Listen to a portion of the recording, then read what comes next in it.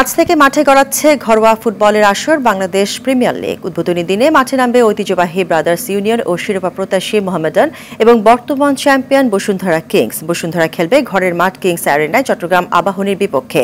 অপরদিকে ব্রাদার্স খেলবে বাংলাদেশ পুলিশের বিপক্ষে মুন্সিগঞ্জে, আর ঢাকা ওয়ান্ডার্সের বিপক্ষে মোহামেডানের খেলাটি হবে গাজীপুরে।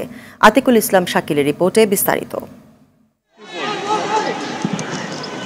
দেশের পরিবর্তিত পরিস্থিতি, মাঠের ব্যবস্থা না হওয়া সহ নানা কারণে সঠিক সময় শুরু হয়নি এবারের ঘরোয়া ফুটবলের আসর। তবে দেরিতে হলেও ৩টি মাঠ নিয়ে অবশেষে মাঠে গড়াতে যাচ্ছে ২০২৪-২০২৫ সিজনের ফুটবল আসর। নতুন মৌসুমে নিজেদের সেরাটা দিয়ে শিরোপায় চোখ মোহামেডানের। সাদা কালো শিবিরের কোচের কণ্ঠে আত্মবিশ্বাস, দলকেও প্রস্তুত করেছেন চ্যাম্পিয়ন হওয়ার প্রেরণা দিয়েই। গতবার রানার আপ হয়েছি, তার আগে আমরা ছিলাম নাম্বার 4, এখন আমরা নাম্বার 2 হয়েছি। এখন এখান থেকে আমরা চ্যাম্পিয়নের জন্য ফাইট করবো, বাট চ্যাম্পিয়ন টিম হিসেবে আমরা চ্যাম্পিয়ন টিম না কিন্তু, বাট চ্যাম্পিয়নের জন্য আমরা 3টা টুর্নামেন্ট আছে, একটা টুর্নামেন্ট, একটা লিগ।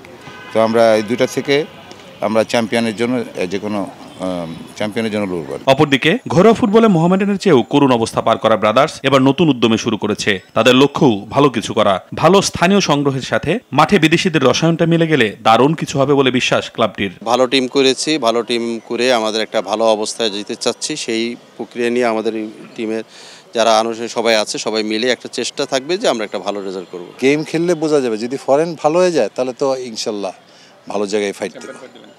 যদি ফরেন ভালো হয়ে যায় তো অবশ্যই চ্যাম্পিয়ন ফাইট দেবে। অপরদিকে বরাবরের মতো এবারও টুর্নামেন্ট ফেভারিট বসুন্ধরা। চট্টগ্রাম আবাহনীর বিপক্ষে জয় দিয়েই আসর শুরু করতে বদ্ধপরিকর। আতিকুল ইসলাম শাকিল, RTV, ঢাকা।